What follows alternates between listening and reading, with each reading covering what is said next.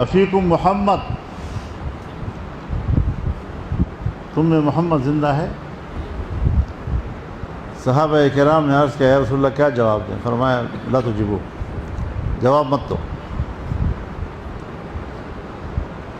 پھر اس نے آواز بلند کی افیکم ابو بکر بن ابی قحافہ۔ پھر رسول اللہ صلی اللہ علیہ وسلم سے پوچھا گیا کہ حضرت کیا جواب دیں؟ فرمایا لا تجیبو۔ پھر اس نے نعرہ لگایا افیکم عمر بن الخطاب۔ ہر چند کے حضرت عمر سے رہا نہ گیا، لیکن رسول اللہ صلی اللہ علیہ وسلم نے فرمایا لا تجیبو۔ جب اس کا خیال ہوا کہ قیادت نہیں رہی، پورے صحابہ کرام کی جماعت میں 3 افراد کا نام لینا یہ خود امت کی قیادت پر علامت دلالت کرتا تھا، اور انہوں نے خیال کیا کہ شاید اب قیادت نہیں رہی، تو اس نے فتح کا نعرہ بلند کیا اعلو حبل، حبل زندہ باد۔ صحابہ اکرام نے پھر پوچھا کہ یا رسول اللہ کیا جواب دیں؟ فرمایا اب جواب دے دو اللہ اعلی و اجل۔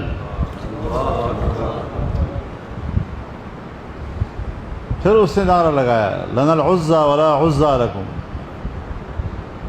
پھر صحابہ نے پوچھا یا رسول اللہ کیا جواب دیں؟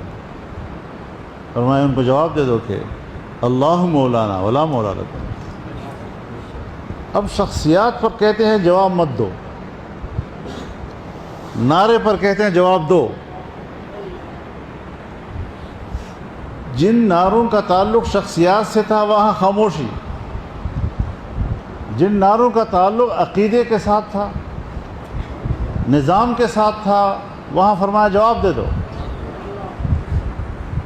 اب خاموشی اس بات کی دلیل ہے کہ شخصیات کی اہمیت کو تو رسول اللہ صلی اللہ علیہ وسلم بھی مانتے تھے کہ ہے، لیکن سکوت سے جو تعلیم ملتی ہے ہمیں وہ یہ کہ اگر وہ جواب دیتے کہ ہم زندہ ہیں، اور پھر کہتے ہم زندہ ہیں، اور پھر کہتے ہم زندہ ہیں، تو پھر تعلیم امت کو یہ ملتی کہ شاید قیادت ہے تو ہم ہیں ورنہ پھر نہیں ہیں۔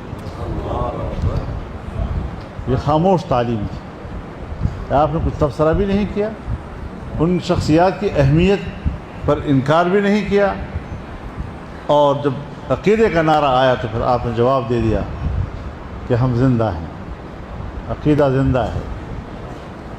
تو یہ دونوں چیزیں ضروری بھی ہیں، لیکن پھر انحصار عقیدے و ایمان پر ہے، شریعت پر ہے۔ شخصیات تو آج ہیں کل نہیں ہوں گے، وہ تو چلے جائیں گے، تو پھر ہم نے کام ہی چھوڑ دینا ہے۔ جس